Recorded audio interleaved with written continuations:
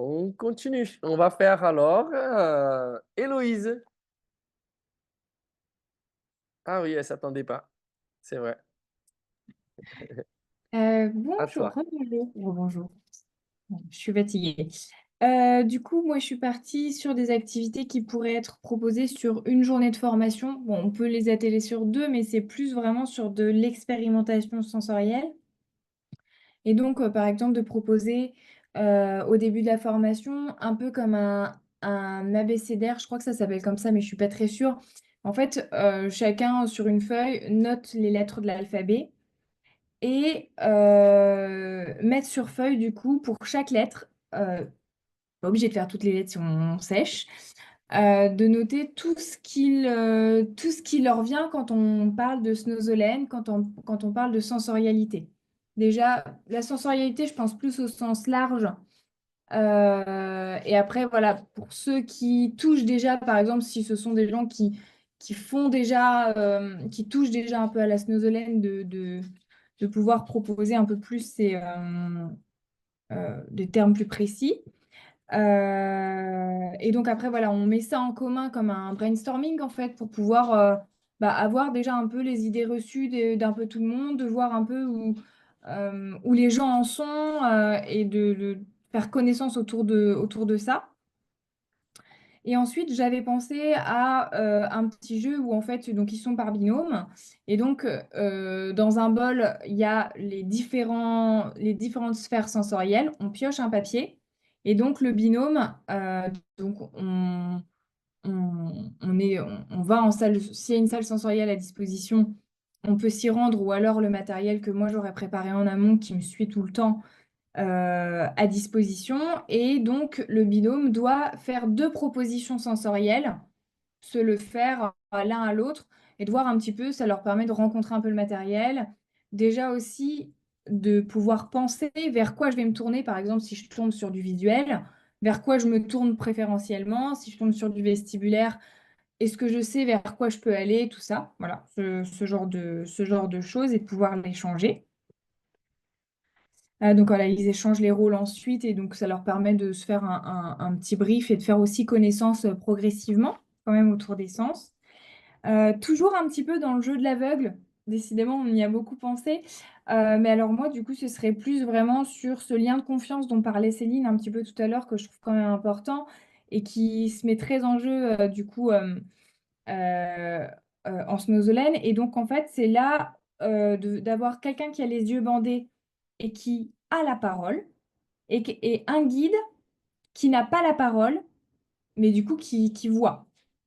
Et donc, en fait, je leur laisse 5 à 10 minutes, je pense, en fonction de l'expérience, se balader dans l'endroit où on est. Donc, pas forcément dans la salle, même, voilà, donc, si c'est dans une structure, si c'est même sur, voilà, en fonction des locaux, de voir peut-être en amont si on peut un peu aller partout. Voilà.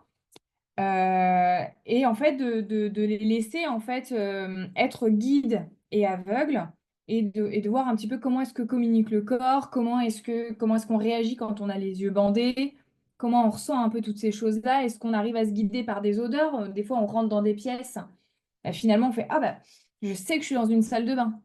Voilà, dans les structures, on le sent très vite. Ah bah là, je suis dans la cafétéria parce que je sens l'odeur du café, des choses comme ça. Voilà, de voir un petit peu, d'éveiller les sens sur de l'indirect. Voilà, un petit retour à la fin. Comme troisième activité, j'avais pensé du coup à travailler autour du ballon sous toutes ses tailles et toutes ses formes et de pouvoir, voilà, que ce soit un très gros ballon ou les ballons de paille, les choses, des petites balles sensorielles.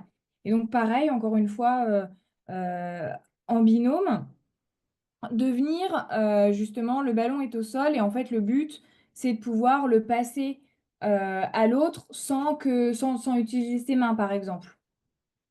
Et de pouvoir, en fait, justement, jouer avec les différentes parties du corps. Est-ce que je mets des murs? Voilà, venir un petit peu engager son corps avec l'autre et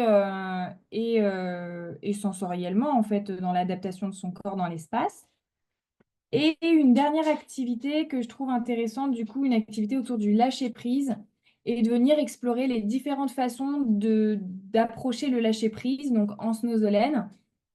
Donc de mettre des gros ballons à disposition, le matelas à eau, de voir un petit peu, par exemple, dans la structure où on se trouve, si dans la salle snozelaine, comment est-ce qu'elle est aménagée et est-ce qu'il y a des choses qui permettent d'atteindre ce lâcher-prise et de venir accompagner justement du coup les binômes à la juste posture, voilà, aux conditions de bonne pratique, de faire attention par rapport aux distances professionnelles, personnes accompagnées, d'avoir les justes mouvements. Voilà, quand on vient accompagner sur une contenance sur un ballon, où est-ce qu'on place ses mains, voilà, de venir un petit peu les accompagner autour de ça. L'utilisation d'un matelas à eau, l'utilisation d'un gros ballon, la couverture lestée, enfin voilà le matériel qui du coup reste un peu, enfin reste moins connu et où notre positionnement il n'est pas toujours easy en fait quand on connaît pas, on, on démarre en fait en snowzelen. Voilà pour mes activités. C'est parfait, merci Héloïse. Question pour Héloïse. Alors moi, c'est pas une question, mais juste l'activité que tu as proposée pour l'histoire du guide.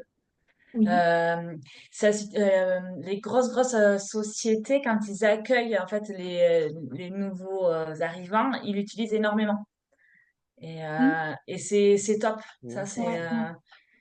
ça fait son petit truc et tout. Et même pour le côté relationnel aussi, c'est génial, quoi. Mm. Ouais, c'est une belle entrée en relation, je trouve, et en fait, on se rend compte que autant hein, pour le guide que pour l'aveugle, Mm. ça nous met tous les deux en difficulté parce que finalement, d'être privé de la vue, bah, on a plein de choses qui s'éveillent et en même temps, bah, on se rend compte que, ah bah ouais, mais en fait, moi, je me repère finalement vachement au bruit ou aux odeurs, ou j'ai réussi à savoir où j'étais parce que j'ai senti tel truc, ou parce qu'il y avait plus ou moins de luminosité. Enfin, je pense qu'à la rencontre, vers la rencontre de soi-même, c'est quelque chose. C'est quelque chose. Et pour le guide aussi, parce que pour avoir été guide comme ça, et quand on n'a pas la parole, ben on se dit, voilà, est-ce que je me permets de le toucher? Est-ce que je fais du Mm. bruit Mm. sur le monde autour de moi? Comment est-ce que j'accompagne cette personne euh, dans l'espace, quoi? Mm. Moi-même, je ne connaissais pas cette proposition-là. Donc, c'est très bien. Merci. C'est ça Ben, l'idée de la merci. base de données quand même, hein. Mm. On y va. Ben,